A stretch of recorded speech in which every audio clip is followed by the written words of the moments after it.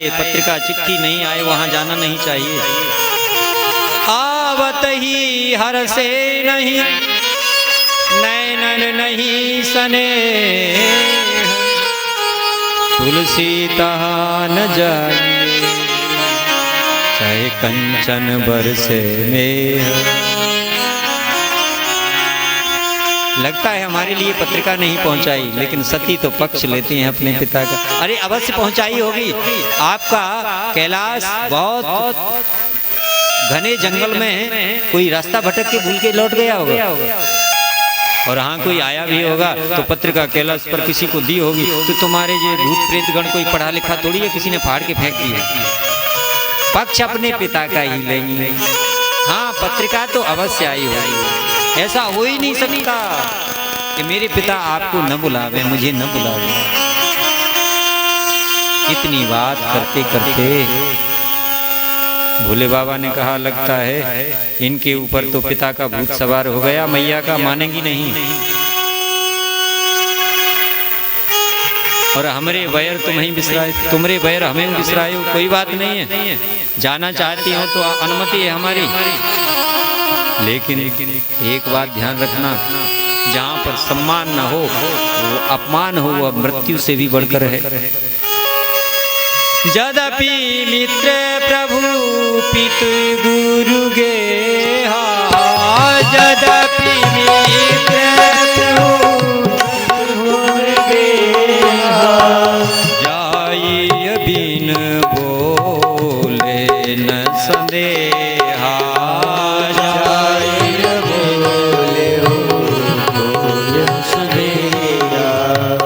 तदपि विरोध मान जहाँ कोई, तदपि विरोध मान जहाँ कोई, कहाँ गए कल्याण न होई, कहाँ गए कल्याण न होई। दक्ष सभा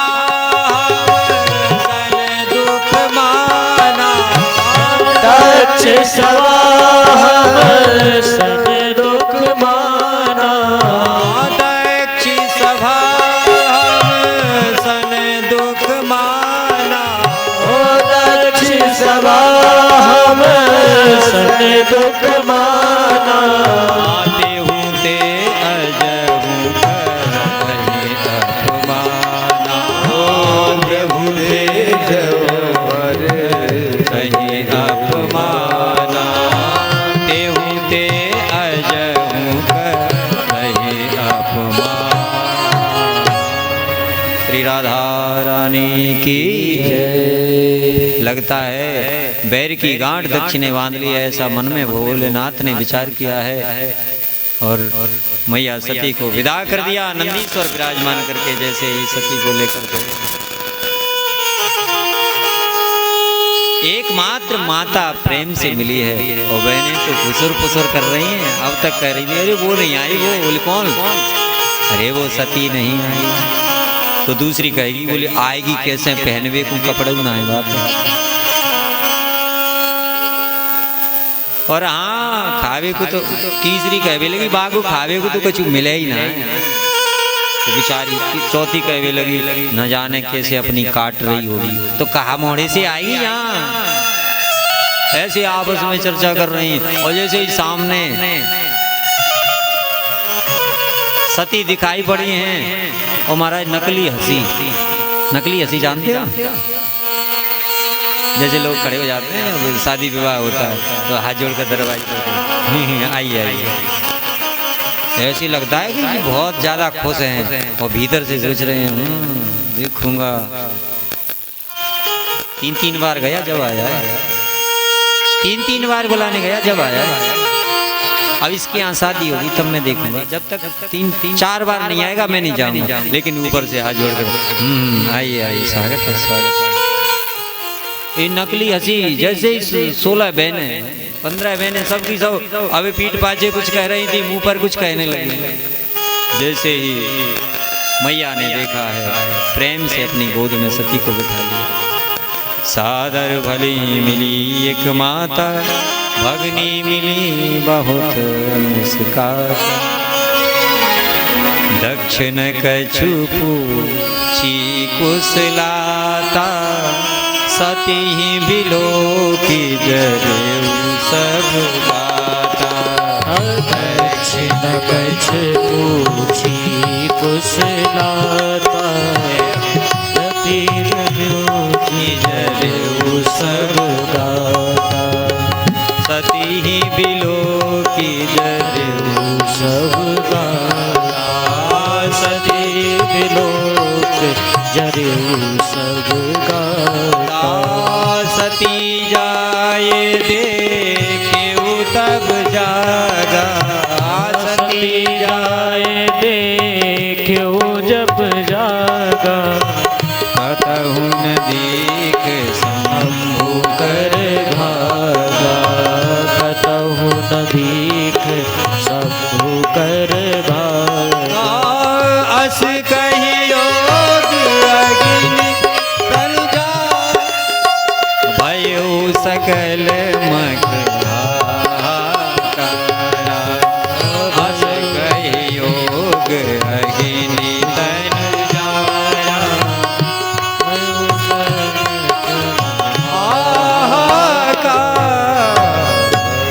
श्री शंकर भगवान की जब भोले बाबा के लिए यज्ञ में भाग नहीं दिखलाई पड़ा है और मैया सती ने देखा मेरे पति का अपमान हुआ है, दक्ष से कहने लगी लौट कर मैं जाऊंगी तो भोले बाबा कहेंगे अरे दाक्षायणी दक्ष की पुत्री यहाँ आओ, तुम्हारा नाम मेरे नाम के साथ जुड़ेगा, मैं यह सहन नहीं कर सकती हूँ।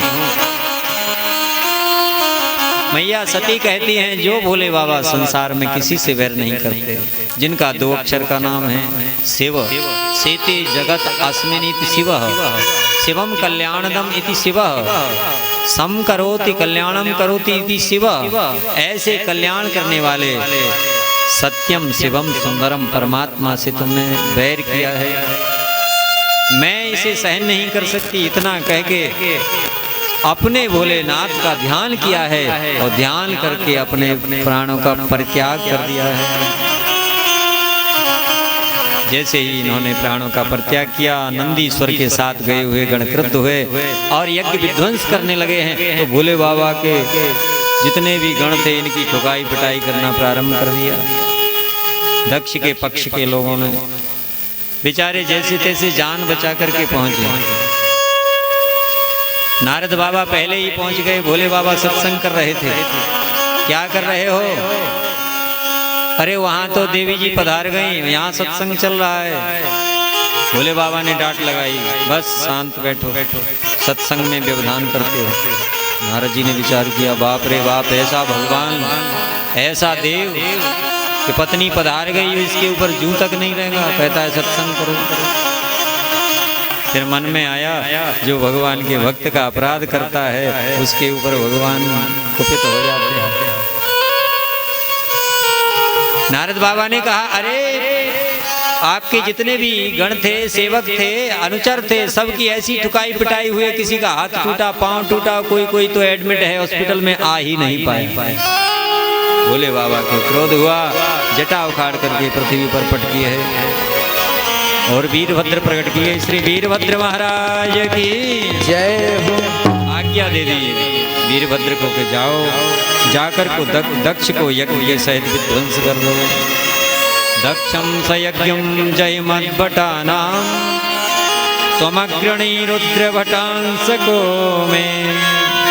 महाराज वीरभद्र चल पड़े हैं। प्रलय कालीन आंधी जैसा, बवंडर तूफान जैसा काला काला दिखाई पड़ता है।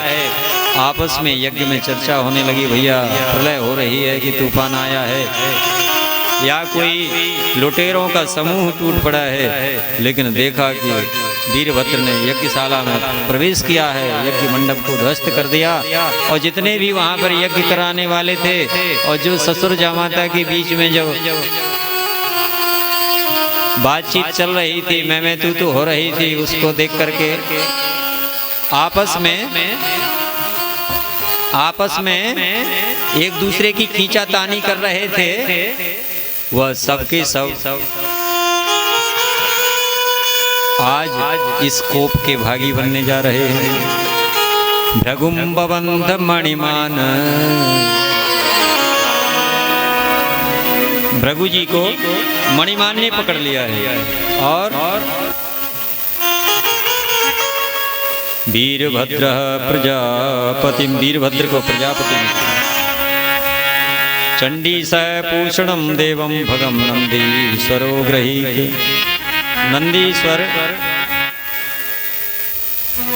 ने भग को पकड़ लिया है। इस प्रकार से यथायोग्य उनको दंड देना प्रारंभ कर दिया है। महाराज भृगु जी सी लंबी सी दाढ़ी थी, ऐसे खींची कि जैसे भुटिया को उखाड़ दिया है। ये मक्का की भुटिया होती है ना, उस पर लगे रहते हैं वहां से। और चंडी ने लेकर के पूछा के जो दांत थे वो खिलखिलाकर हंस रहा था। एक मुक्का जैसे ही मारा, बत्ती सी बाहर। और जो आंखें मटका करके भग रहे हंस रहे थे, उनकी उंगली डाल करके आंखें निकालनी है। प्रजापति दक्ष को वीरभद्र ने पकड़ लिया और सिर को ऐसे घुमाया जैसे मूली को तोड़ते हैं, और यज्ञ कुंड में स्वाहा कर दिया। श्री शंकर भगवान की जय हो। भृगुरुलुंचे सदसि यो सस्मस्रु दर्शयन्, भगस्य नेत्रे भगवान पातितस्य रुषा भुवि। और जितने भी यज्ञ के ब्राह्मण थे सब घबरा करके भाग गए हैं। यज्ञ विध्वंस हो गया है। देवता घबराने लगे कि अब कैसे हमारा काम चलेगा। यज्ञ नहीं होगा तो भोजन नहीं मिलेगा, भोजन नहीं मिलेगा तो हम जिंदा कैसे रहेंगे। ब्रह्मा जी के समीप गए। ब्रह्मा जी ने कहा भोले को मनाओ तभी तुम्हारा काम बनेगा। सबने मिलकर के भोले बाबा की स्तुति करी है। भोले बाबा प्रसन्न हो गए और सबको आशीर्वाद प्रदान किया है। नागम प्रजेशम बालानां वर्णये नानुचिन्तये, देव माया विभूतानां दंडस्तत्र धृतो मया। कभी कभी जो ग्वारिया होता है ना, गाय चराने वाला, और जो भी गाय होती है उसको बड़ा तो प्रेम करता है, खिलाता है, पिलाता है, नहलाता है, और कभी कभी तो उसकी कर देता है। लेकिन जब वह गलत रास्ते पर भागती है तो डंडा लेकर के उसे डांटता भी है। ऐसे ही भगवान भोलेनाथ कहते हैं मैंने देखा कि ये कुपथ पर जाने वाले हैं, इसलिए उन्हें सतपथ पर लाने के लिए मैंने कोप किया है, अन्यथा कोई मेरा प्रयोजन नहीं था। जो संतों का क्रोध होता है वह कैसा होता है? एक क्षण के लिए होता है। दुष्टों का क्रोध होता है वह सदा के लिए।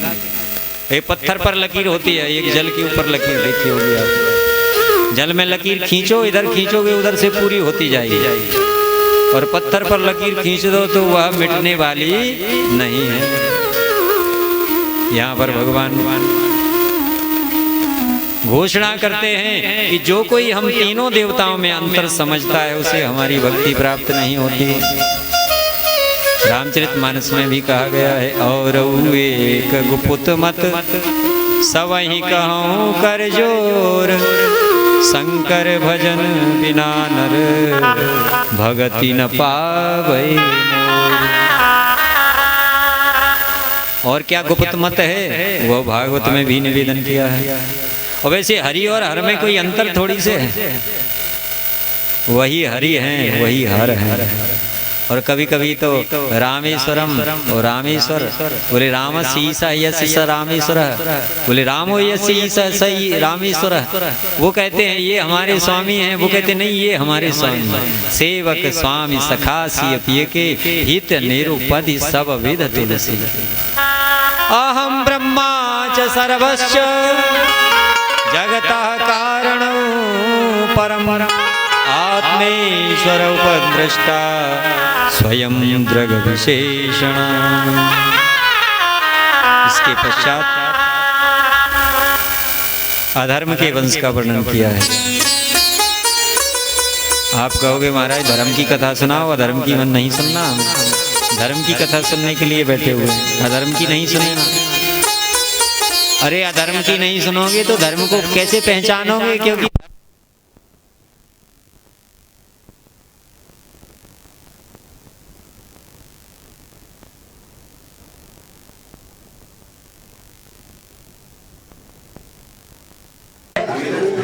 झूठ से होता है। इसलिए कहा है सांच बराबर तप नहीं, झूठ बराबर पाप, जाके हृदय सांच है ताके हृदय आप। अरे इन दोनों का, अधर्म का और झूठ का विवाह हुआ, तो इनके यहाँ बेटा हुआ लोभ, दंभ, और इसका विवाह माया के साथ किया गया, क्योंकि इसे असुर निरति ने गोद ले लिया था। अब दंभ होता है जहाँ माया होती है, तो इसका बेटा हुआ दंभ और माया का लोभ, ये अधर्म का वंश है। और लोभ का विवाह किया गया हिंसा, निकृति से। निकृति माने चालाकी, जहाँ लोभ होगा वहाँ चालाकी बहुत होगी, ये ऐसी चालाकी कर लो, ऐसा कर लो, ऐसा कर लो। महाराज लोभ और निकृति, चालाकी का बेटा हुआ क्रोध। जहाँ चालाकी नहीं चल पाती वहाँ क्रोध आता है, कि हमारी चालाकी नहीं चल पाई, निकृति नहीं चल पाई, हमारा लोभ नहीं हो पाया, क्रोध आता है। और क्रोध की पत्नी का नाम है हिंसा देवी। सुन रहे हो कि नहीं? क्रोध की पत्नी का नाम क्या है? हिंसा। अब इनका बेटा हुआ है कली। कली माने कलह, जो कलह करने वाला है, कली। इसकी पत्नी का नाम है दुरुक्ति, माने कटु वचन। जहाँ कली कलह होता है वहाँ कटु वचन होते हैं। और इनका बेटा हुआ मृत्यु, और मृत्यु की पत्नी का नाम है भय। इसलिए जहाँ मृत्यु होती है वहाँ भय होता है। और इनकी बेटा हुआ यातना। यातना, और इसकी पत्नी का नाम है निरय, माने नरक। श्री राधा सर्वेश्वर भगवान। तो ये सूक्ष्म रूप से अधर्म के वंश का वर्णन सुनाया है। इसके बाद महाराज मनु के दो बेटे हुए हैं, प्रियव्रत और उत्तानपाद। बड़े हैं प्रियव्रत, छोटे हैं उत्तानपाद। तो छोटे बेटे उत्तानपाद के यहाँ सुनीति से कोई संतान नहीं है। इन्होंने विचार किया मेरा राज्य कौन चलावेगा। तो सुनीति ने कहा महाराज आप दूसरा विवाह करा लीजिए। तो इन्होंने सुरुचि के साथ विवाह किया, और जैसे ही विवाह की डोली पालकी में बैठकर सुरुचि आंगन में आई है, किसी चुगलखोर ने इनके कान में कुछ कह दिया। क्या कह दिया? कि तुम इस घर में क्या दासी बन के आई हो, सेवकानी बन के आई हो? अरे तुम्हारी सौत पहले से सुनीति यहाँ पर बैठी हुई है, तुम्हारा जीवन कैसे कटेगा? उसने राजा से कहला दिया कि मैं पाँव नीचे पालकी से जब रखूंगी जब मेरी सौत को भवन से निकाल दिया जाएगा। राजा बड़े ही धर्म संकट में पड़ गए। विचार करते हैं यदि मैं सुरुचि को अपनाऊंगा नहीं तो संतान नहीं होगी, राज्य नहीं चलेगा। कहते हैं कामातुराणाम न भयम न लज्जा। सुरुचि को तो वही बात जम गई है कि कांटो बुरो बबूर को और बदरों घाम, सौत बुरी है चून की और सांझे को काम। बोले सौत तो चून की भली ना हो। कैसे? एक गांव में सौत रहे, माने विचार करो बातें झगड़ तो ना पाऊंगी, तो कहा करो माने पुतला बनायो आटे को अपनी सौत को। बोले यार वैसे तो ना जीत पाऊंगी, यहाँ से ना लड़ पाऊंगी, ना या को मार पाऊंगी, तो या को पुतला बनाए के आटे को या को चूल्हे में ही झोंक देंगी, और जैसे ही जरेगी तैसे ही मैं ताली बजा के हंसूंगी के ले दारी मैंने तो जराए दे। और जैसे ही जाने चून की सौत बनाई, और बनाए के वहाँ के बीच में इतना बड़ा नमक को डेला रख दियो कि ऐसी फटेगी कि जाके चिथड़ा उड़ जाएगा। और जैसे ही चूल्हे में डालो, अब आंखें फाड़ के देख रही है मेरी सौत कैसी जल रही है। अब आँच से जैसे ही और आटे में नमक रखो वो एकदम गर्म है कि धड़ाम से फूट के यहाँ की आंख में ही पड़वा, या की आंखें ही फूट गई। माने कि हे भगवान, जा चून की सौत ने मेरी आंख फोड़ दी, वो सांच मच होती तो कहा कर देती। जब से ही कहावत पड़ गई है कि सौत बुरी है चून की और सांझे को। देवी सुनीति को उत्तानपाद ने घर से निकाल दिया है। सुरुचि राजमहल में रहने लगी, लेकिन ठाकुर जी की लीला, समय का संयोग और श्रीमान उत्तानपाद की बड़ी पत्नी सुनीति के यहाँ ध्रुव जी का जन्म हो गया है। महल के पीछे रहती हैं, ध्रुव जी का प्राकट्य हो गया है और कुछ दिन बाद सुरुचि के यहाँ बेटा हुआ है, उसका नाम उत्तम रखा गया है। बालक ध्रुव ने तो अब तक पिता के दर्शन नहीं किए। आज विद्यालय में मैया ने भेजा, 5 वर्ष के हैं तो सब कहते हैं पिता मेरे लिए यह लाए, कपड़े लाए, कोई कहता है मिठाई लाए, कोई कहता है कुछ लाए। तो घर लौटकर सुनीति से, अपनी माँ से ध्रुव जी कहने लगे मेरा भी कोई पिता है क्या? माँ की आंखों में आंसू आ गए। माँ कहने लगी हाँ हाँ बेटा, चिंता क्यों करता है?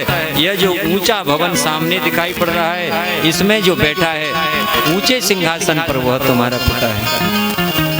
प्रसन्नता से भर गए और माँ की आंख बचा करके राजभवन के भीतर ध्रुव जी महाराज ऊंचे सिंहासन पर बैठे हुए उत्तानपाद की ओर दौड़ने लगे। जैसे ही उत्तानपाद ने देखा, सामने से सामने सलोने 5 वर्ष के ध्रुव जी को आते हुए, अपने अंश को तो पशु पक्षी भी पहचान जाता है, यह तो इनका पुत्र ही था। दोनों हाथ आगे बढ़ा दिए। पास में बैठी हुई सुरुचि ने फटकार लगा दिया, न गृहीतो मया न वत्स न परे नृपते धृष्ण्यम भवानारूढ़मर्हते न गृहीतो मया यत्तं कुक्षावपि न पात्मजा। अरे नादान अबोध बालक ऊंचे सिंहासन पर बैठने की कामना करता है। जब तक मेरे गर्भ से जन्म लेकर के नहीं आएगा, तब तक तू इस गोद में सिंहासन पर बैठने का अधिकारी नहीं है। बालोऽसि वतनात्मानं मन्निस्त्रे गर्भ संभृतं नूनं वेद भवान् यस्य दुर्लभे थे मनोरथाः। तुम्हारे मनोरथ दुर्लभ हैं, इसलिए पहले जाकर के तपस्या करो और तपस्या करके परमात्मा से वरदान मांगो कि मैं सुरुचि के गर्भ में आकर के जन्म लूं। तपसाराध्य पुरुषम तस्यैना वैना गृहेण मे तस्यैवानुग्रहेण मे गर्भे त्वं साधयात्मानं यदीक्षसि नृपासनम्। यदि ऊंचा आसन चाहते हो तो उस परमात्मा की उपासना करो। ध्रुव जी के कोमल हृदय के ऊपर इतनी चोट पड़ी, हिचकियां नहीं समाती, आंखों से झरझर करके आंसू बहते हैं। मैया के चरणों में आकर के गोद में बैठ गए। रोते हुए ध्रुव को देखा, सुनीति मैया पूछने लगी क्या हुआ?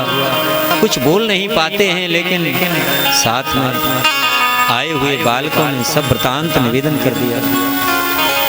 बालक कहते हैं यह जो ध्रुव हैं, राजा उत्तानपाद की गोद में सिंहासन पर बैठना चाहते थे। सुरुचि ने फटकार लगाई है और सुरुचि की फटकार से ही इनको यह कष्ट हुआ है। बेटा कोई बात नहीं है, तेरी माँ ही है तो छोटी माँ है, मैं तेरी बड़ी माँ हूँ। धन्य है संस्कार। तो आजकल की मैया होती तो कहती 2 बाने सुनाई है, चल मैं 4 सुना के हमका कम है का कुछ। बस महाराज है गई, राधे राधे। लेकिन धन्य है सुनीति। सत्यम सुरुच्या विहितम भवान्मे यद्दुर्भगाया उदरे गृहीत। सुरुचि ने सत्य ही तो कहा है कि मेरा तूने गर्भ में वास क्यों पाया? अरे उस परमात्मा की शरण में जाता तो गर्भवास से तुझे मुक्ति मिल जाती है। आराधया धोक्षज पाद पद्मं यदीक्षसे ध्यासन उत्तमो यथा। यदि ऊंचा आसन पाना चाहता है तो जाकर के उसी परमात्मा की गोद में शरण में चला जाए, फिर संसार के जन्म मरण में गर्भ में आने का चक्कर ही खत्म हो जाएगा।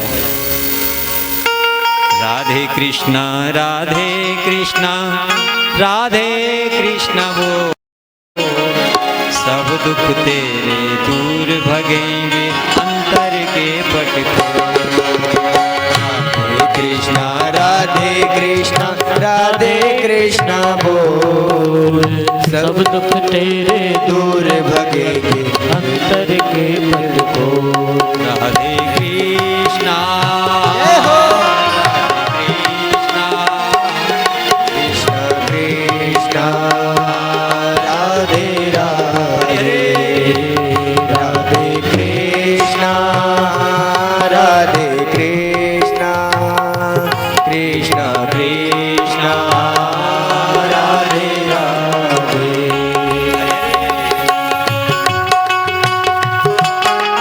हरि बोल।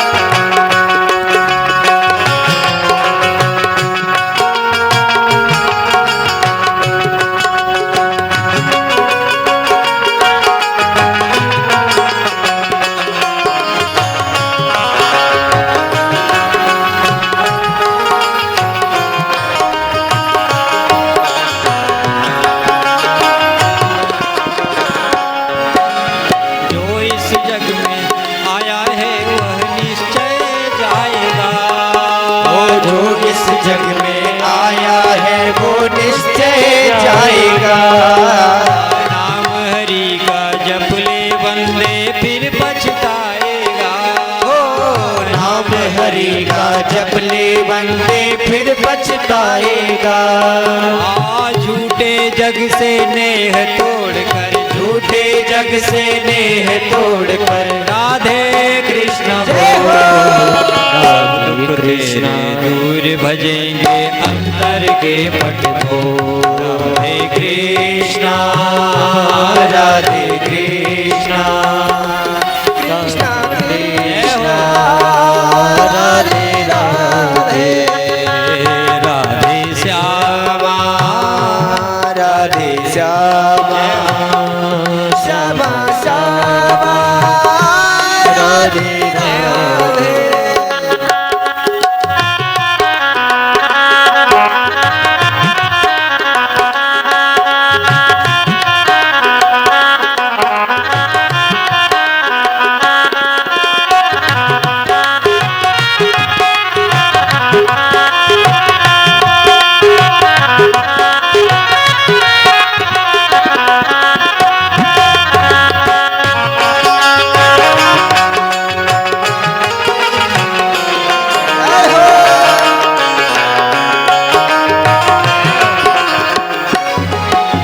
कृपामयी श्री राधा रानी कृपा दिखाएंगी। कृपामयी श्री राधे रानी कृपा दिखाएगी। ममतामयी प्रिय श्यामा प्यारी, दयामयी श्री श्यामा प्यारी दया दिखाएंगी। कृपामयी श्री राधा रानी दया दिखाएगी।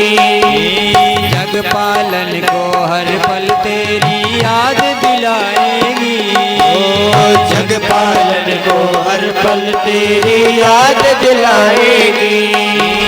भक्ति मिल जाएगी बंदे, भक्ति मिल जाएगी बंदे, मुक्ति मिल जाएगी बंदे, मुक्ति मिल जाएगी बंदे। राधे कृष्ण सब दुख तेरे दूर भगेंगे हरिवार के पट खोल। राधे कृष्णा राधे कृष्णा कृष्ण कृष्ण राधे राधे, राधे श्यामा राधे श्यामा श्यामा श्यामा राधे राधे। कृष्णा राधे कृष्णा राधे कृष्णा बोल। सब दुख तेरे दूर भगेंगे अंतर के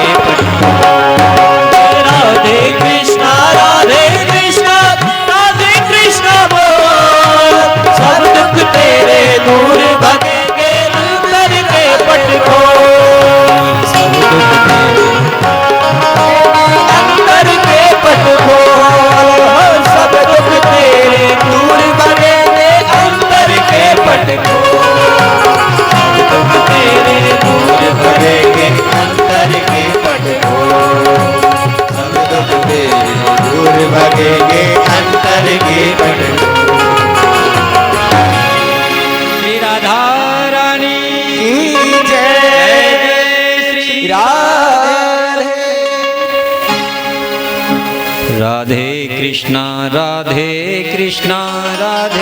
कृष्णा बोल, सब दुख तेरे दूर भगेंगे अंतर के पट को। मैया सुनीति से आशीर्वाद लिया है और ध्रुव जी महाराज ने यमुना के तट वन में आकर के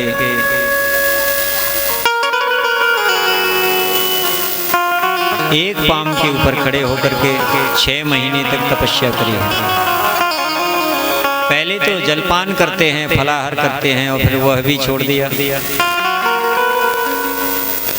उसके बाद वायु का आहार करते हैं, वह भी छोड़ दिया। और धीरे धीरे करते करते पंचमे मास्य अनुप्राप्ते जित श्वासो नृपात्मजः ध्यायन् ब्रह्म पदैकेन तस्थौ स्थाणुरिवाचलः। पुण्य हरि हेतु करन तप लागे, बारी आहार साक फल त्यागे।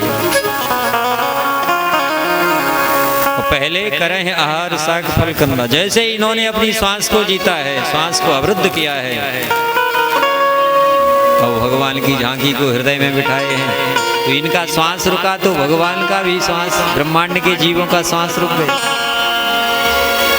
सब घबराए, ब्रह्मा जी की शरण में आए। ब्रह्मा जी भगवान की शरण में, भगवान ने कहा कोई बात नहीं। अरे कोई बात नहीं है, हमारी सांस बाहर की बाहर, भीतर की भीतर, कोई उपाय करो। बोले हमारा एक छोटा सा चेला है, उसकी करतूत है। बोले महाराज उस चेले से प्रार्थना करो कम से कम हमें ऑक्सीजन दे दे। वो आजकल जो चल रहा था नहीं ऑक्सीजन का काम, बताओ कोरोना काल में ऑक्सीजन के लिए मारी मच रही थी, आपाधापी मच रही थी। ऑक्सीजन के लिए लोग हजारों लाखों रुपए खर्च करने के लिए तैयार थे। वो कहीं भगवान हमारी सबकी ऑक्सीजन बंद कर दे तो वो सिलेंडर वाली ऑक्सीजन की कीमत समझते हैं हम, लेकिन भगवान की जो ऑक्सीजन 24 घंटा मिलती है उसकी कोई कीमत नहीं जानते। इसकी भी कीमत करना चाहिए। जैसे ही भगवान गरुड़ के ऊपर विराजमान हुए और मधुवन में यमुना के तट पर प्रकट हो गए हैं, लेकिन यहाँ तो ध्यान में तल्लीन ध्रुव अपने नेत्र खोलना ही नहीं चाहता है, क्योंकि भीतर भगवान की झांकी का दर्शन हो रहा है। ब्रह्मा जी ने कहा, देवताओं ने कहा महाराज कैसा चेला है आपका, आपकी ओर देखता ही नहीं। भगवान समझ गए कि मेरी झांकी जब तक भीतर रहेगी बाहर देखने वाला नहीं। भगवान जैसे ही अंतर हेतु अंतर ध्यान हुए हैं और सक पका करके, जैसे ही किंकर तब भी मूड होकर के जैसे ही आंखें खोली ध्रुव जी ने, तो जिस झांकी का दर्शन भीतर कर रहे थे वही आकाश में गरुड़ के ऊपर विराजमान श्री वृंदावन बिहारी लाल की जय। कुछ स्तुति करना चाहते हैं, लेकिन न मैया ने कहा न नारद ने कहा कैसी स्तुति करना है, तो कुछ बोल नहीं पा रहे हैं। तो भगवान ने अपने सर्व वेदोमय शंख को लेकर के भगवान ने ध्रुव जी के कपोल के ऊपर स्पर्श कराया है। जैसे ही भगवान के सब वेदों में शंख का स्पर्श हुआ है और दिव्य वाणी मुखरित होने लगी श्री ध्रुव जी महाराज की। मूकं करोति वाचालं पंगुं लंघयते गिरिं तत्कृपातमहं वन्दे परमानन्दमाधवम्।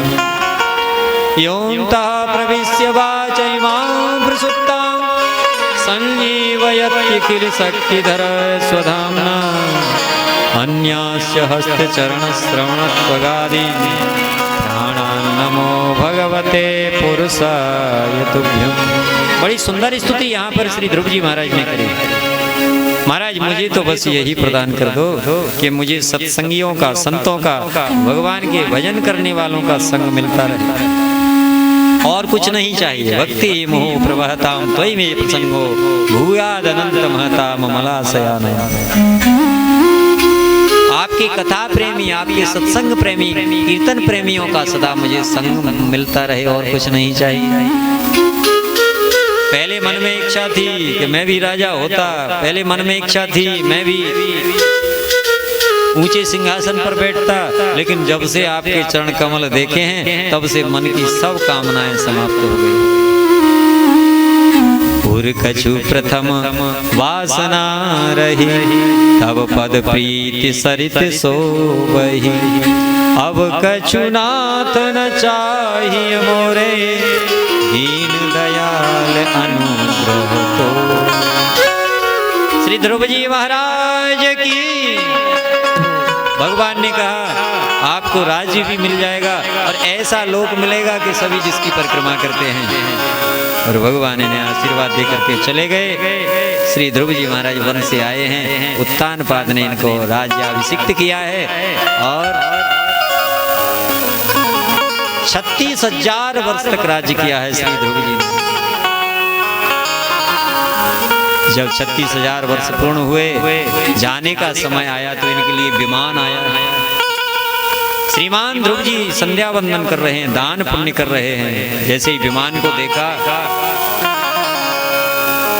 देवताओं ने निवेदन किया महाराज विराजमान होइए, अपने ध्रुवलोक के लिए प्रस्थान कीजिए। ध्रुव जी ने कहा अभी नहीं जाऊंगा, मैंने अभी दान नहीं किया है, मैंने अभी हवन नहीं किया है। पहले पूजा पाठ पूरी हो जाएगी, उसके बाद आपके विमान की चिंता करूंगा। और हमारी हालत क्या रहती है, यदि कहीं बस चूक रही हो या ट्रेन निकल रही हो तो कहेंगे भैया शॉर्ट में कर लो पूजा। अरे जल्दी निपटाओ, अरे माला होती रहेगी, माला तो फिर हो जाएगी, ट्रेन फिर मिलने वाली नहीं। लेकिन धन्य है ध्रुव जी, भगवान के आए हुए विमान को भी रोक देते हैं। ये भगवान ने भेजा है, लेकिन इसलिए भेजा है कि मैं कुछ पुण्य करता हूँ, कुछ साधन करता हूँ। तो साधन की प्रधानता जब होती है जब भगवान के भक्त संसार में लोगों के लिए मार्गदर्शन करते हैं। साधन आवश्यक है, नेम आवश्यक है, व्रत आवश्यक है। क्यों कि नेम जगावत प्रेम को, प्रेम जगावे पी।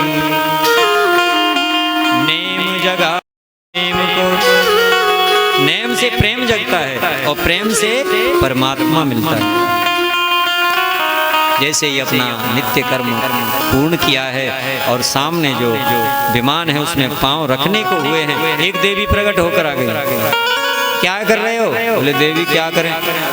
बोले हमसे मिले बिना कोई यहाँ से जाता नहीं, ये कानून है, ये नियम है इस देश का। जो कोई हमसे मिलेगा वही ऊपर जा पाएगा। बोले तुम्हारा नाम क्या है देवी? बोले हमारा नाम है मृत्यु देवी। मैं यहाँ की देवी हूँ, ये मृत्यु लोक है, बिना मरे कोई नहीं जाता, वो आप ऐसे ही जाने वाले हो। महाराज ध्रुव जी ने कहा तो माता जी तुम्हारी इच्छा क्या है? बोले कम से कम महान पुरुष मेरे सिर पर पांव रख दो।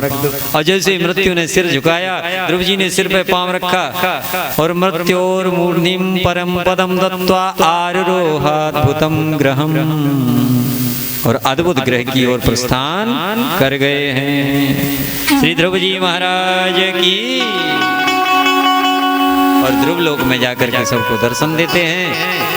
इनके वंश में आकर के कल्प हुए हैं, वत्सर हुए हैं, महाराज अंग जैसे प्रतापी राजा हुए हैं। और इनका बेटा बैन हुआ, बड़ा ही दुराचार करने वाला, दुराचारी था, सबको कष्ट देता था। पिता तो पधार गए, स्वयं राजा बन गया तो अत्याचार करने लगा, तो महात्माओं ने श्राप दिया तो निष्प्राण होके गिर पड़ा। मंथन किया गया तो इनके दाहिने भाग से महाराज पृथु और बाएं से अर्ची देवी प्रकट हो गई।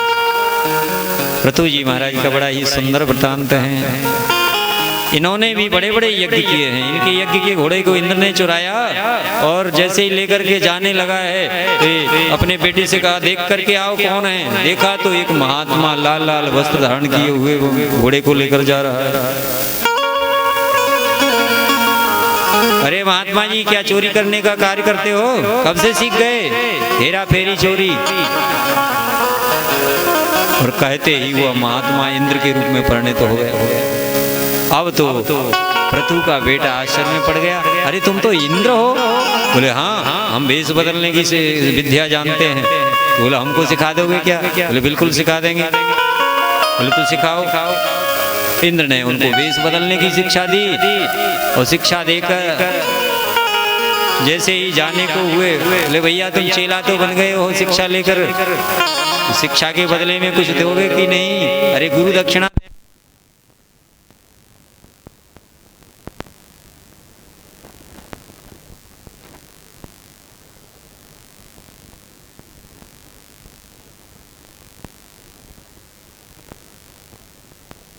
भर गए पृथु, और इन्होंने इंद्रासन को, स्वर्ग को ही समाप्त करने का मन बनाया। लेकिन उसी समय ब्रह्मा जी वहां पर यज्ञ में प्रकट हो गए, भगवान श्री नारायण भगवान की। और भगवान ने समझाया है कि इंद्र मैंने तुम्हें स्वर्ग का राजा बनाया, पृथु तुम्हें पृथ्वी का शासन दिया है, दोनों मिलजुल करके मिल बांट करके उपभोग करो। और मैं प्रसन्न हूँ राजा पृथु, वरदान मांगो। तो पृथु ने कहा महाराज आपके चरणों की सेवा लेना चाहता हूँ। भगवान कहने लगे हमारे घर में ही लड़ाई कराओगे क्या? अरे चरण की सेवा लक्ष्मी करती है, तुम्हारा लक्ष्मी एक पाँव की कर लेगी, एक की हम कर लेंगे। भगवान ने प्रदान किया है, तो उस समय से भगवान के एक चरण की सेवा। बोले महाराज जो दूसरा वरदान ये दे दो कि मैं इन कानों से सदा आपकी कथा श्रवण करता रहूं। मुनि प्रणव पृथुराज समाना, प्रयाग सुनाए सहस दस काना।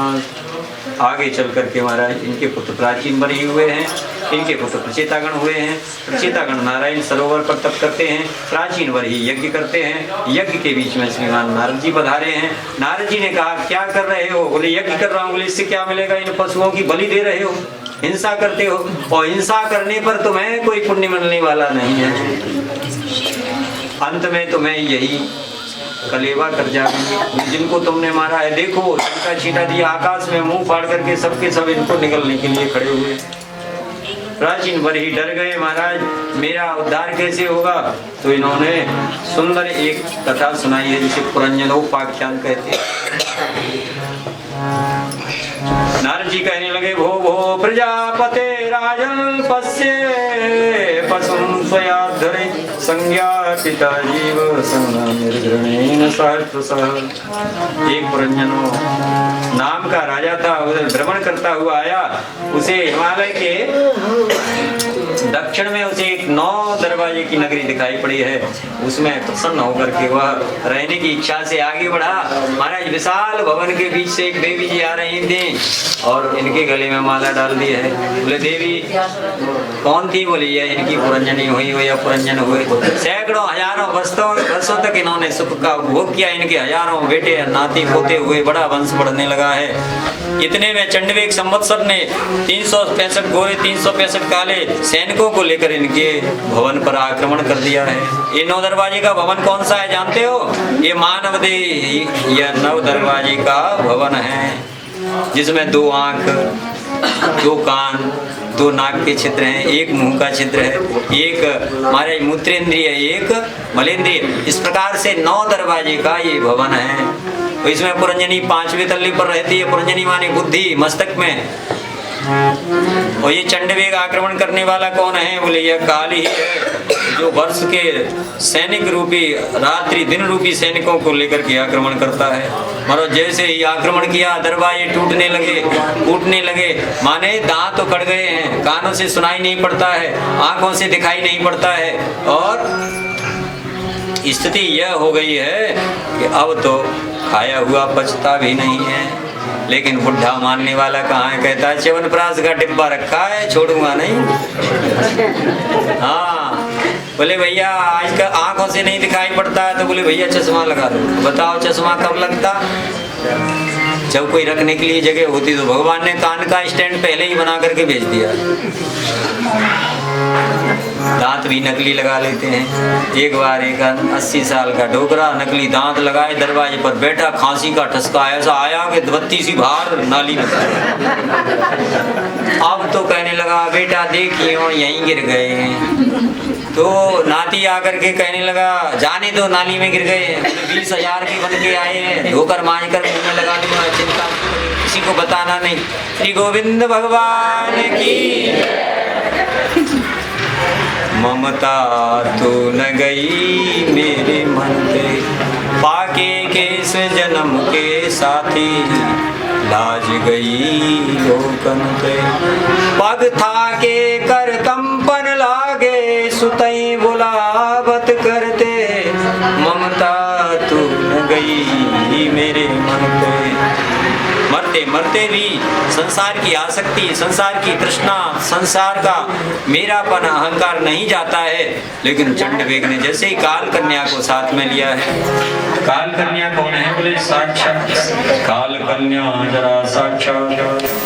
अंतकालीन ज्वर आया है, कफ अवरुद्ध होने लगा है और हा पुरंजनी कह के इसने प्राण त्याग दिए हैं। तो स्त्री का ध्यान किया तो अगले जन्म में स्त्री ही योनि को प्राप्त हुआ है। और महाराज अगले जन्म में जाकर के यह मलयध्वज देश के पांडव नरेश के साथ इसका विवाह हुआ है। जब पति की मृत्यु हो गई तो चिता पर बैठ के जलने को हुआ तो भगवान प्रकट होकर इसका हाथ पकड़ लेते हैं। भैया हम तुम दोनों विहार करते थे, तुम हमें भूल करके संसार में भटक गए हो, आओ हमारे साथ चल करके हमारे यहीं निवास करो। चल रे हम सा स्वर्ग लोग, अब यहाँ नहीं कोई तेरा है। जग वालों का हुआ अंधेरा, तेरा हुआ सवेरा है। माया के वो पुजारी, आगे की कोई खबर है? इस घर से बढ़कर आगे भी कोई घर है। हम इस पंचायती धर्मशाला में जो पृथ्वी जलवायु आकाश अग्नि से बना हुआ है, इतने रम जाते हैं कि भगवान को भूल जाते हैं और मौज मस्ती में समय को बर्बाद कर देते हैं। प्रचेता गणों के ऊपर कृपा करी है। प्रचेता गणों ने वार्ची से विवाह किया है। इनके यहाँ कण्व ऋषि की प्रमलोचा अप्सरा से, जिससे वार्ची भी कहते हैं, विवाह हुआ है। इनके यहाँ प्राचेतस दक्ष हुए हैं। इन्हें नारद बाबा ने उपदेश दिया है। श्री नारद जी महाराज की पंचम स्कंद में महाराज उत्तानपाद के बड़े बेटे प्रियव्रत के वंश का वर्णन करते हैं। महाराज प्रियव्रत के यहाँ आंगनीन्द्र हुए हैं, आंगनीन्द्र के यहाँ नाभि हुए हैं, नाभि के यहाँ ऋषभ हुए हैं और ऋषभ के यहाँ 100 बेटा हुए हैं। एक दिन ऋषभ देव जी ने अपने 100 पुत्रों को बुला करके सुंदर उपदेश किया है। नायम देहो देह भजाम न लोके, कष्टान कामान अर्हते विरभुजाम। तपो दिव्यो पुत्रकायेन सत्त्वं, शुद्धेति यस्मात् ब्रह्म सौख्यं त्वनन्तम्। सबसे बड़े बेटा भरत को राज्य देकर के ऋषभ देव जी तप करने के लिए चले गए हैं और इन्हीं से जैन संप्रदाय है वह प्रारंभ हुआ है। जैसे हमारे हिंदू धर्म में 24 अवतार हैं, वैसे ही जैन मत में 24 तीर्थंकर हैं। सबसे पहले तीर्थंकर श्रीमान ऋषभ देव हुए हैं और सबसे आखिरी में जो हुए हैं उन्हें महावीर स्वामी कहा जाता है, जिनकी पूजा मंदिरों में आप देखते होंगे, जैन मंदिरों में। भरत जी ने भी अपने बेटा सुमति राष्ट्र इनको राज्य दिया है और स्वयं वन में तप करने के लिए चले गए। वन में तप करते समय इनकी दृष्टि एक गर्भिणी हिरणी के ऊपर पड़ गई है, जो जल पीने के लिए गंडकी नदी में आई हुई है। इतने में वन में किसी सिंह ने गर्जना की और सिंह की गर्जना से भयभीत होकर के और हिरणी ने छलांग लगा करके नदी को पार करना चाहा, लेकिन उसका गर्भ नदी में गिर गया है। जैसे ही शावक उसका बच्चा बहने लगा है, श्रीमान भरत जी को दया आ गई। देखो तो सही, यह हिरणी तो मर गई है, लेकिन इसका शावक भी मर जाएगा यदि मैं नहीं बचाऊंगा। और श्रीमान भरत जी दौड़ करके उसको उठा लिए, लाकर अपनी कुटिया में उसको साफ किया है। उस पर गंदगी लिपटी, उसको साफ करते हैं, फिर कहीं से दूध लाते हैं, पिलाते हैं। फिर थोड़ा बड़ा हुआ तो हरी हरी दूबा तोड़ कर लाते हैं, खिलाते पिलाते हैं। और कहीं भाग न जाए तो उसी की चिंता में पड़े रहते हैं। हरि शरणम कहते कहते कहना भूल गए और हिरण की शरण में पहुंच गए। हिरण हिरण हिरण हिरण आए थे हरि भजन को, और क्या करने लगे? अच्छा, श्री वृंदावन बिहारी लाल घर छोड़ा, परिवार छोड़ा, सब कुछ छोड़ा, लेकिन हिरण ने बांध लिया। ओ पूर्व चित्ती अप्सरा आ गई है। नाती को छोड़ के आया, पोते को छोड़ के आया। अरे मेरी गोद में आता था, मेरी पीठ पे बैठता था, मेरे सिर पर बैठ जाता था, मैं उसे छाती से चिपका लेता था। ऐसे ही हिरण को प्रेम करते हैं। हिरण पीठ खुजलाता है तो समझते हैं मेरा पोता आ गया। गोद में आकर के बैठता है तो पोता आ गया। एक दिन यह चौकड़ी मार के भाग गया। उसने नहीं कहा कि पिताजी कहाँ हो, माँ जी कहाँ हो, भैया जी कहाँ हो। लौट कर नहीं आया। हिरण को पुकारने लगे और हिरण हिरण कह के प्राण छोड़ा तो हिरण ही बन गए। कालिंजर पर्वत के ऊपर हिरण बन करके रहते हैं। लेकिन ध्यान रखा है कि मैं एक चक्रवर्ती सम्राट था। कहते हैं भजन का प्रताप होता है, भक्ति का बीज शून्य नहीं होता है। भजन करो पाताल में प्रकट हो ये आकाश, दावी दूबी ना रहे कस्तूरी की बास।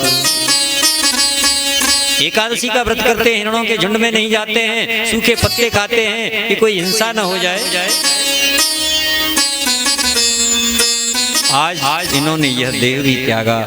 अंगिरा गोत्री ब्राह्मण के यहाँ जुड़वा संतान के रूप में जन्मे। माताजी तो जन्म के समय ही पधार गई। पिता ने खिलाया पिलाया, पढ़ाने लगे तो पढ़ना ही नहीं जानते। विद्यालय पहुंचाते हैं तो गूंगा बन के बैठ जाते हैं। शिक्षक भी परेशान। विचार करते हैं भरत जी कि मैं अगर पढ़ना सीख जाऊंगा तो पिताजी कहेंगे पहले सत्यनारायण की कथा करने जाओ, फिर कहेंगे हवन कराने जाओ, फिर कहेंगे कथा करने जाओ। संसार के झमेले में मुझे पढ़ना नहीं है, क्योंकि बहुत भुगत लिया। पहले हिरण बना, अब जैसे तैसे मानव योनि मिली। कबहू की करे करुणा नर देहि, देत ईस बिन हे तू सने। भगवान की कृपा का अनुग्रह है कि उन्होंने सन्मुख मरुत अनुग्रह मेरो, नर्तन भव बारिद कहाँ बेरो। भगवान की अनुग्रह की कृपा का अनुभव करते हुए श्री भरत जी कोई चेष्टा नहीं करते तो इनका नाम रख दिया जड़ भरत। श्री जड़ भरत जी महाराज की जय हो। न पढ़ने के काम के, न घर के काम के, और बड़े हो गए और भाइयों के ब्याह हो गए। इनका ब्याह कौन करे? अब भाभियाँ कब तक खिलाएंगी? कहती हैं संड मुसंड पड़ा रहता है, काम का न धाम का, 2.5 सेर खाता। और जो भी सखरा होता है भूसा बचा हुआ लेकर कुंडे में डाल देती हैं और लेकर श्रीमान भरत जी उठाते हैं और हरे नमः कह के पी जाते हैं।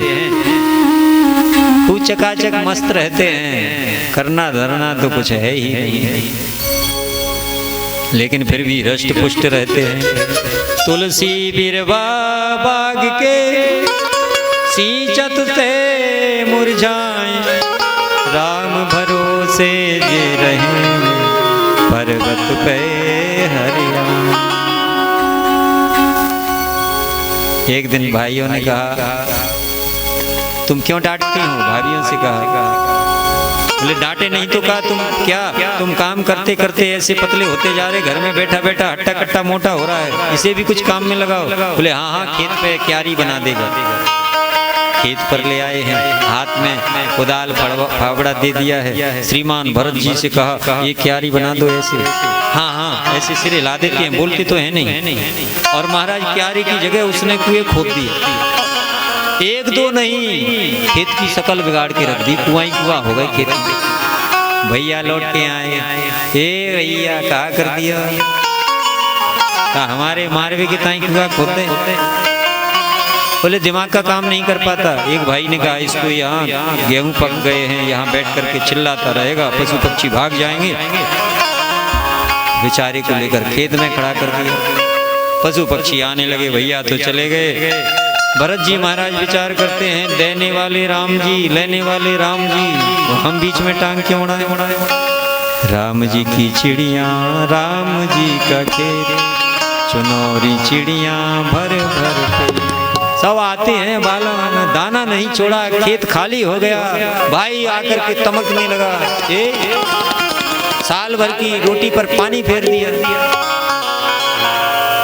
50 मन निकलता इस खेत में।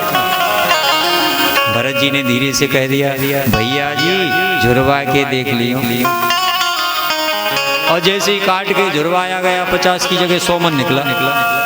अब तो सब दूर दूर रहने लगे, भैया ये तो बड़ा चमत्कारी लगा।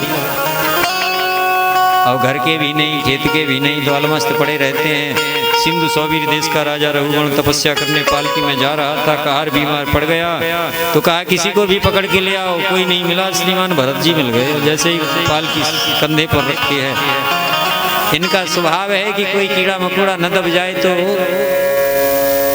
बचाकर चलते हैं।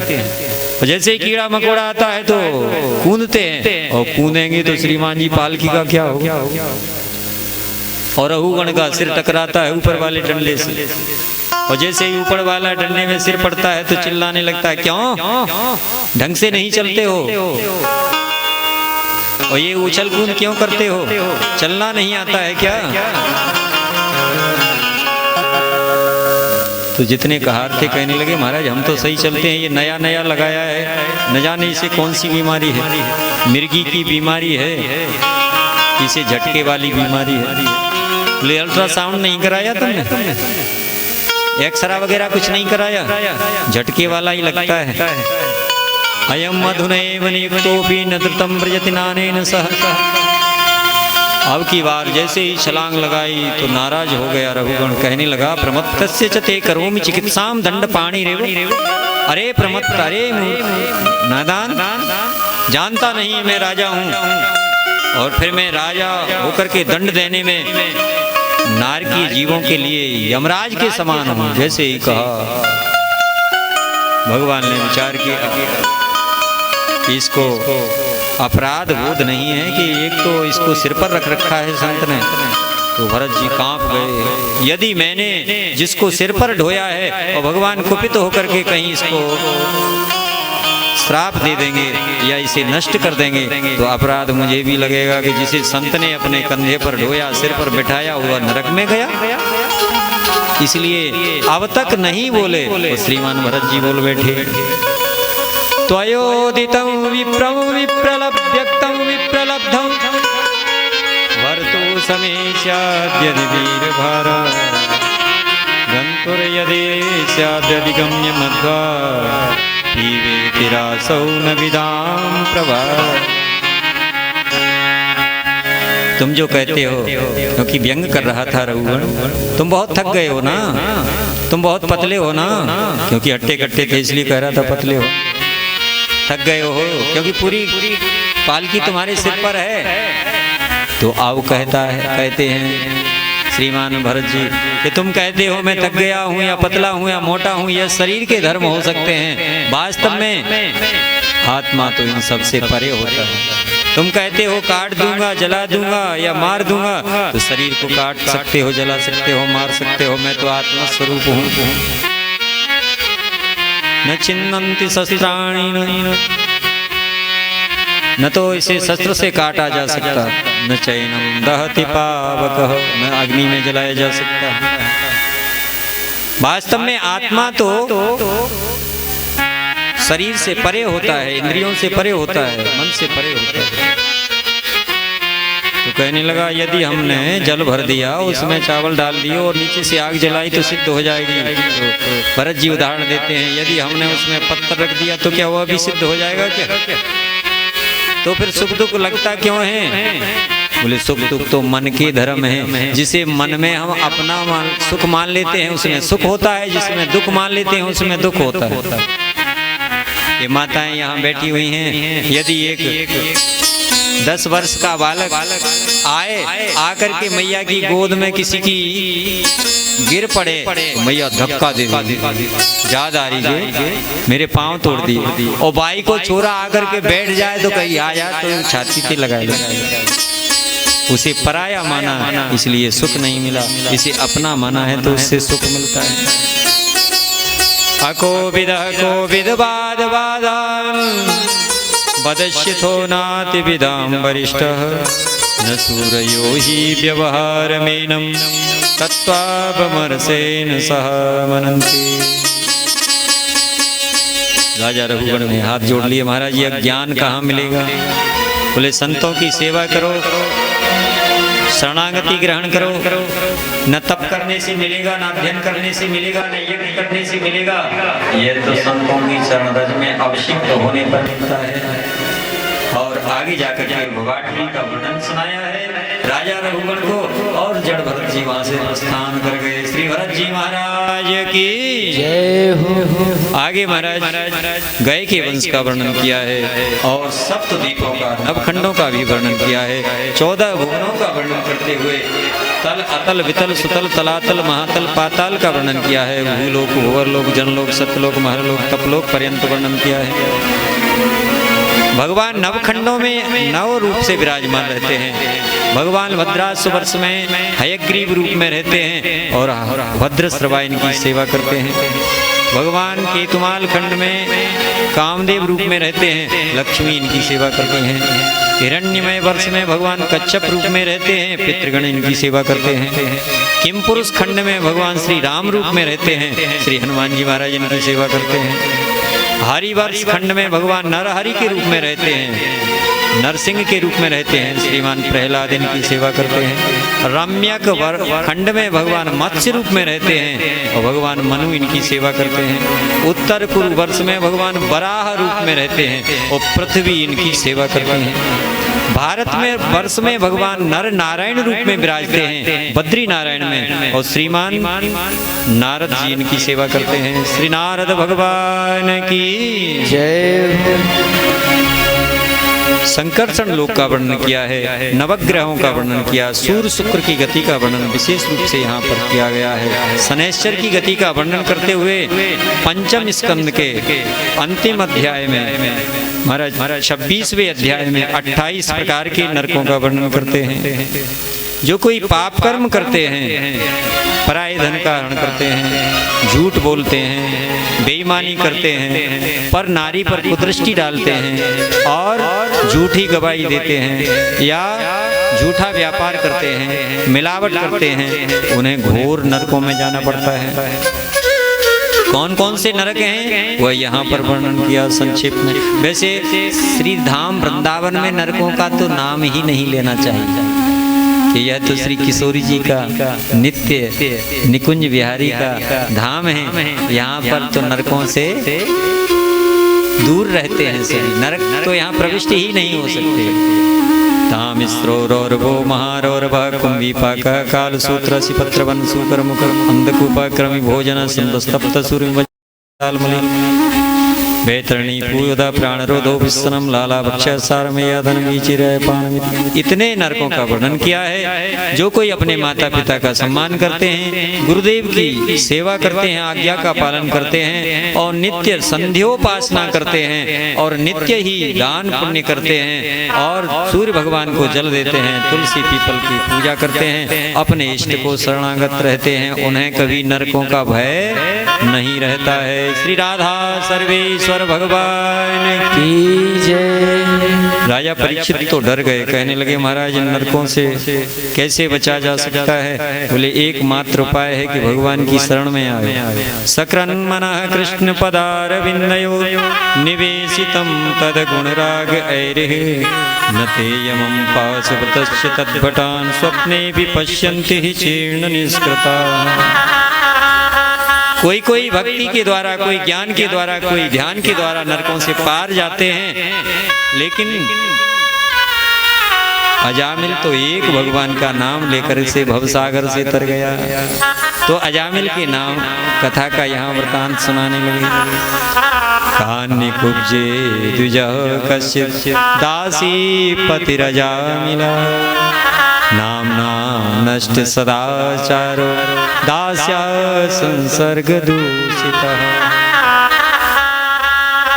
कान्यकुब्ज नगरी में, कन्नौज में, वर्तमान में कानपुर, वहाँ पर या कन्नौज कह लो एक ही बात है।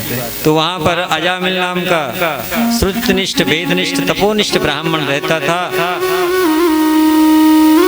धर्म कर्म करने वाला, इसका विवाह इसके माता पिता ने कर दिया। सुंदर सुशील पतिव्रता नारी इसके घर में है। एक दिन गया जल भरने के लिए गंगा जी में और किसी शूद्र के ऊपर इसकी दृष्टि पड़ गई।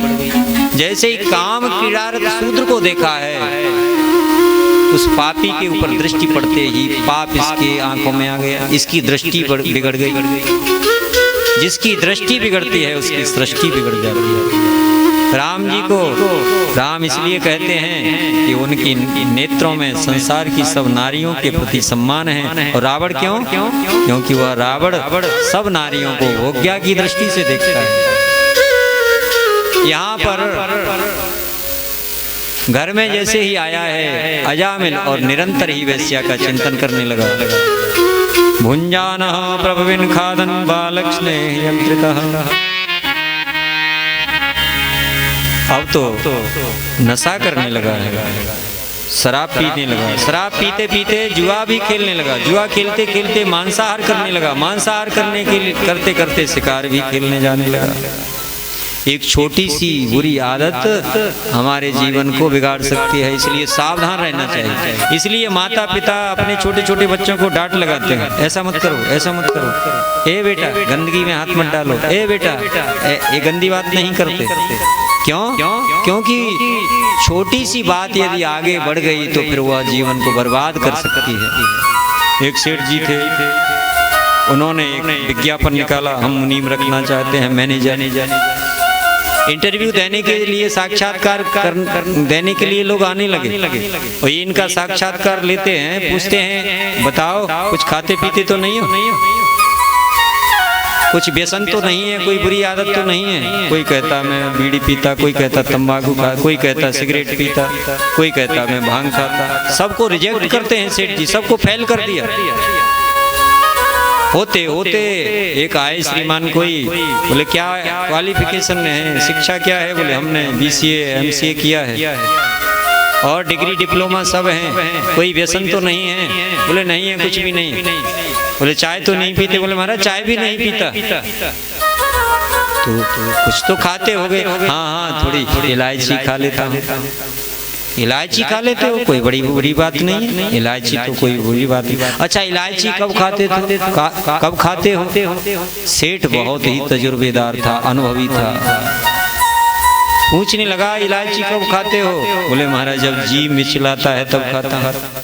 अच्छा तुम्हारा जी कब मिचलाता है? बोले जी मिचलाता है हमारा जब थोड़ा बहुत पी लेता हूँ। अरे राम राम राम, तो फिर तुम शराब भी पीते हो? बोले महाराज जब वो पोपट की मिल जाती है तो पी लेता हूँ। अच्छा पोपट की मिलती है? हाँ हाँ जब कभी डांका डाल लेता हूँ। अरे राम राम, डांका भी डालते हो? राम राम राम। अरे महाराज वो तो डांका डालना पड़ता है ना, क्योंकि वहां भी तो जाना पड़ता है। तो तुम वेश्यावृत्ति भी करते हो। एक छोटी सी बात के पीछे कितना बड़ा रहस्य निकला है। Spark of neglect burn your house. एक छोटी सी चिंगारी तुम्हारे बड़े से बड़े भवन को जला सकती है। आज इसके घर में संतों का आगमन हुआ, शिकार खेलने गया था, दरवाजा खटखटाया, किसी ने कहा भगत जी का घर है, तो विचार किया इन बाबा जियों को फंसा दो। जैसे ही दरवाजा वेश्या ने खोला, संतों को देखा कि मेरे भाग्य उदय हुए हैं इनके। लौट करके आया अजामिल पशु पक्षियों को लिए, हाथ में दंड है, शराब पिए तमतमाता हुआ पीछे के दरवाजे से। वेश्या ने पांव पकड़ लिए, स्नान कराया है, पीला वस्त्र पहनाया, माथे पर चंदन लगाया, कहा तुम्हारे भाग्य हैं, जाओ दर्शन करो संतों के। बोले किसकी हिम्मत हुई मेरे घर में आए? बोले नहीं, जाकर के प्रणाम करो। जैसे ही बाहर निकला, पीला तिलक, पीला वस्त्र देखा, महात्माओं ने कहा भगत जी, अजामिल जी, जैसा नाम सुना था वैसे ही निकले। बोले कौन कहता है भगत जी? अगत जी? यहाँ कोई भगत जी नहीं है। बोले आप ही तो भगत जी हो। बोले ठीक है। रात्रि में जैसे तैसे संतों ने समय निकाला, सूखा सीधा आटे का भोग गोपाल जी को लगाया। प्रातः काल विचार करने लगे, रात्रि की खटपट को सुना तो पहचान गए किसी कसाई के घर में हम आ गए, लेकिन इसका अन्न खाया है, हम इसको कुछ देकर जाएंगे। और श्रीमान अजामिल को पुकारा, बेटा कहाँ हो? वेश्या ने कहा जाओ आशीर्वाद देंगे। बोले हाँ आशीर्वाद मैं देकर आता हूँ, इनकी हिम्मत कैसे हो? बाहर निकल के आया, बोले कितने बेटे हैं अजामिल? बोले 11 हैं, 12वां तैयार हो रहा है। बोले इसका मतलब? बोले 12वां अभी जन्म लेने वाला है। क्या नाम रखा है? बोले क्या मारोगे क्या? जैसे आजकल कोई किसी से बात करे, अच्छा कितने भाई हो? बोले तो क्या मारोगे? बोले कहाँ से आ रहे हो? बोले चूल्हे से। कहाँ जा रहे हो? बोले भाड़ में जा रहे हैं। ऐसे ऐसे लोग हैं, बोलने का तरीका भी नहीं, ऐसे पहाड़ जैसा पटकते हैं। पूछा अच्छा 12वें का नाम हमारे कहने से रख लेना। बोले अब तक क्या क्या नाम रखा है? बोले अब तक नाम रखा है चिंटू है, पिंटू है, मिंटू है, जैसे आजकल के नाम रखे हैं सोनू मनु। अरे पहले नाम रखे थे 7-7 अक्षर के नाम रखे जाते थे, गोवर्धन नारायण, मदन मोहन प्रसाद, गिरधर लाल, जगन्नाथ प्रसाद। फिर 5 नाम के 5 अक्षर के नाम रह गए, रामचंद्र, मोहनदास। और फिर 3 अक्षर के दिनेश है, महेश है, गणेश है, सुरेश है, गजेंद्र है, महेंद्र है, सुरेंद्र है। अब 2 अक्षर के नाम रह गए हैं, सोनू है, मोनू है, चोनू है, पोनू है। जाने हमारे यहाँ आते थे दिल्ली से, एक जंकी, एक मंकी, एक जिम्मी, एक टिम्मी। अरे ऐसे लगता है कि चाइना से कुछ नाम में एक्सपोर्ट करेंगे क्या, इंपोर्ट करेंगे क्या? सुई मुई फुई जैसे नाम रखना पड़ेंगे। श्री गोविंद भगवान की। सुंदर महाराज इसने नाम रखा नारायण। और छोटे बेटे में प्रेम अधिक इसका है। जैसे ही बेटे का जन्म हुआ, नारायण नारायण करके बेटे को बुलाता है। आज अकाल मृत्यु 88 वर्ष की अवस्था में यम दूतों ने गले में पास डाला है और पुत्र को पुकारने लगा। दूर खेल रहा था बालक, दूरे क्रीडन का सक्कम, पुत्रम नारायणावयम प्लावितेन सुरेणुच्चैर् आजुहावकुलेन्द्रिया। ए बेटा नारायण। जैसे ही नारायण कहा, यमदूतों ने पास गले में डाला था, भगवान के पार्षद प्रकट हो गए और भगवान के पार्षदों ने धक्का मारा, पास काट दिया, यमदूतों को बैरंग वापस लौटा दिया। यमदूतों ने यमराज के सामने अपने पास फंदा रख दिए। महाराज आपकी नौकरी नहीं करेंगे, हमारी आज ठुकाई पिटाई हुई है। बोले बात क्या हुई? बोले एक नारायण बेटे का नाम लिया, पापी था, घोर पाप करने वाला, और उसको लेकर आ रहे थे। यमराज ने कहा नरक में नारायण का नाम मत ले लेना, नहीं तो तुम्हारी नौकरी तो गई गई, हमारी भी चली जाएगी, नरक खाली हो जाएगा। बोले इतनी महिमा है नारायण नाम की? बोले हाँ। और इसके बाद यमदूतों को समझाया यमराज ने कि जिसकी वाणी पर एक बार भी नाम भगवान का आ जाता है, उसके घर में भूल करके भी न जाना। चाहे कोई धोखे से लेता है, चाहे जान अनजान में लेता है, चाहे किसी के नाम से लेता है। जिह्वा न भक्ति भगवत गुण नाम धेय। तो बोले किसके घर में जाएं, किसको नरक में लेकर आए? बोले जो कथा में बैठता है उसको नरक में लेकर मत आना, जो कथा में कीर्तन करता है उसे नरक में लेकर मत आना, जो कथा में बातचीत करता है उसे नरक में। श्री गोविंद भगवान की। जिह्वा न भक्ति भगवत गुण नाम धेय, चेतस्मै स्मरति तच्चरणारविन्दौ, कृष्णाय नो नमति यस्य कदापि, तानानयध्वमसतो कृतवीक्ष्ण कृत्याम्। श्री गोविंद भगवान की जय हो। और भगवान का एक नारायण नाम लेने से ही श्रीमान अजामिल जी अपने भगवत धाम को प्रस्थान कर गए हैं। ऐसी भगवान के नाम की महिमा है। राम नाम आधीरति कोटिन पाप पहार, बलिहारी वा नाम की पाप हो ही जर छार। कहाँ लगी नाम बढ़ाई, राम न सकहि नाम गुण। अंत में निकला यही परिणाम, राम से बड़ा राम का नाम। अंत में निकला यही परिणाम, राम से बड़ा राम का। अंत में निकला यही परिणाम, राम से बड़ा राम का नाम। अंत में निकला यही परिणाम, राम से बड़ा राम का। आरती कीजिए आरती। श्री राम जय राम जय जय राम, श्री राम जय जय राम।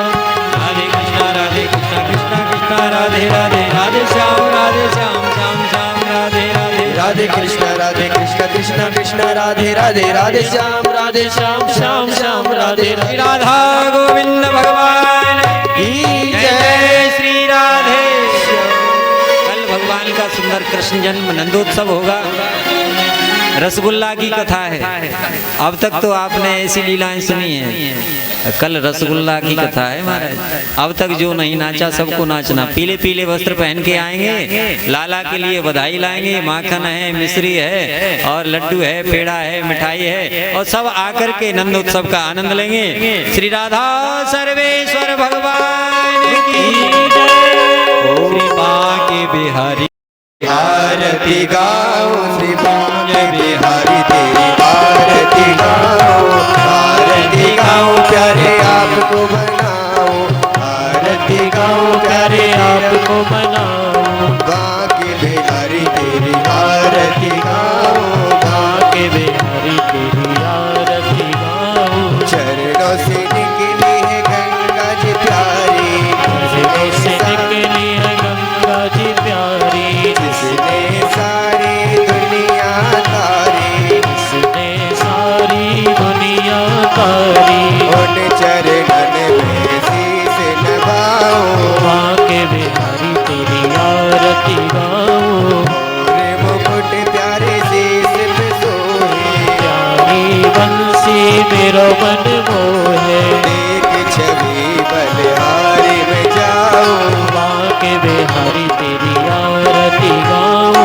संग में सोए सेवान दुलारी, ललता विशाखा सखियां प्यारी, पास सदा वृंदावन पाओ, श्री बांके बिहारी तेरी आरती गाओ।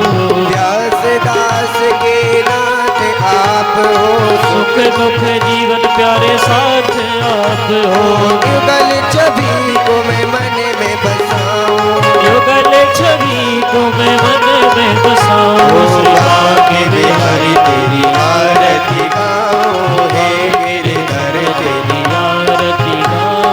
कर्पूर गौरव करुणावतारम, संसार सारम भुजगेन्द्रहारम, सदा वसंतम हृदयारविंदे, भवं भवानी सहितं नमामि। त्वमेव माता च पिता त्वमेव, त्वमेव बन्धुश्च सखा त्वमेव, त्वमेव वेद्या च द्रविणं त्वमेव, त्वमेव सर्वं मम देव देव। श्री बांके बिहारी तेरी आरती गाओ, हे गिरधर तेरी आरती गाओ। शीतलेकरणं पुष्पे देवादिवन्दनम्, आरोग्यस्ते आत्मानामपि वन्दनम्, आत्मन्दुष्पाञ्जलिः। ॐ जतनेन जनमय जन्त देवास्तानि धर्माणि प्रथमान्यासन्न तेह नाकं महिमाना, सचन्द्रधर पूर्वे साध्याः सन्ति देवाः। ॐ एकदन्ताय विद्महे वक्रतुण्डाय धीमहि तन्नो दन्ते प्रचोदयात्। व्यास जी के हाथों में पुष्प देंगे, सभी के हाथों में पुष्प दे दें। ॐ एकदन्ताय विद्महे वक्रतुण्डाय धीमहि तन्नो दन्ते प्रचोदयात्। कात्यायनै च विद्महे कन्याकुमारी च धीमहि तन्नो श्री दुर्गा प्रचोदयात्। तत्पुरुषाय विद्महे महादेवाय धीमहि तन्नो श्री रुद्रा प्रचोदयात्। नन्दनन्दनाय विद्महे यशोदानन्दनाय धीमहि तन्नो श्री कृष्णा प्रचोदयात्। वृषभानुजायै च विद्महे कृष्णप्रियायै च धीमहि तन्नो श्री राधा प्रचोदयात्।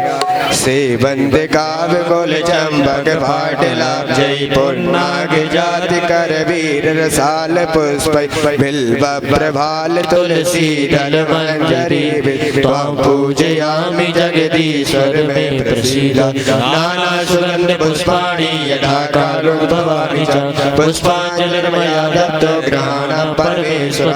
सांगाय स्मृवाराय सायुधाय सुसकृतिकाय सवानाय प्राणपुरुषोत्तमाय नमः। मंत्रपुष्पांजलि समर्पयामि। श्री भागवत भगवान की जय। राधा सर्वेश्वर भगवान की जय हो।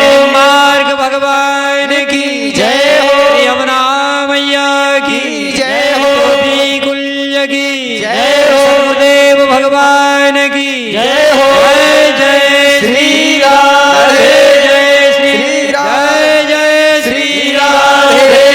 काल हर कष्ट हर दुख हर दारिद्र हर नमः पार्वती पदे हर हर महादेव। जय जय।